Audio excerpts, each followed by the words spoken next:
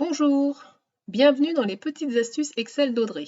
Dans cette vidéo, nous allons voir comment créer un graphique secteur. On appelle également ce graphique le camembert. Alors, on va voir comment faire un graphique à partir d'un tableau. On va imaginer qu'on veut la répartition des différentes catégories, chiffre d'affaires, charges fixes, charges variables, total des charges et bénéfices, dans un graphique secteur. Le graphique secteur, en fait, c'est un graphique camembert.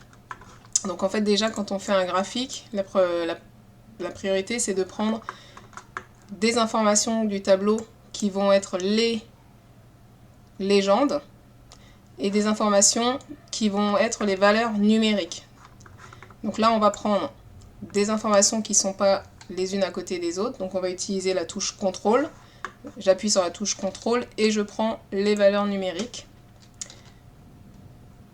Il faut que la zone de sélection soit de la même taille. Là, je pars de la ligne 2 jusqu'à la ligne 6. Et pareil, pour les valeurs numériques, je pars de la ligne 2 jusqu'à la ligne 6. Ensuite, pour insérer le graphique, on va dans l'onglet Insertion et dans le groupe Graphique. Là, je choisis donc ce pictogramme là pour avoir un graphique secteur ou en anneau. Quand je clique sur la flèche, j'ai toujours deux possibilités, notamment pour les secteurs, de faire du 2D ou du 3 dimensions. Donc là, on va rester sur du 2 dimensions. On prend le premier graphique et on a donc une représentation des informations que l'on a sélectionnées. Donc les légendes sont mises en bas. On va pouvoir changer le titre directement en cliquant dessus. On a la main pour mettre un titre, donc il faut vraiment que le graphique il parle de lui-même, qu'on n'ait plus besoin d'aller sur le tableau pour comprendre les informations. Donc il faut vraiment que l'ensemble des données soit disponible sur le graphique. On va parler donc répartition, suivi financier. Et généralement, il y a une indication de temporalité, donc on mettrait l'année N. Soit pour mettre donc les étiquettes de données. Les étiquettes de données, en fait, ce sont donc les valeurs numériques.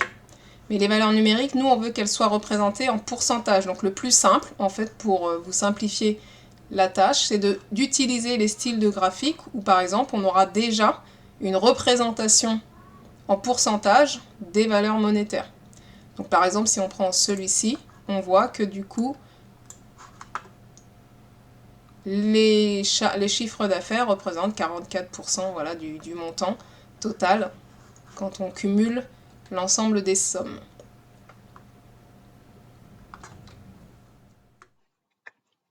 Si les petites astuces Excel d'Audrey vous plaisent, pensez à vous abonner en cliquant sur le bouton en haut à droite et venez découvrir l'ensemble de mes tutos pour apprendre Excel rapidement et facilement. À bientôt, merci.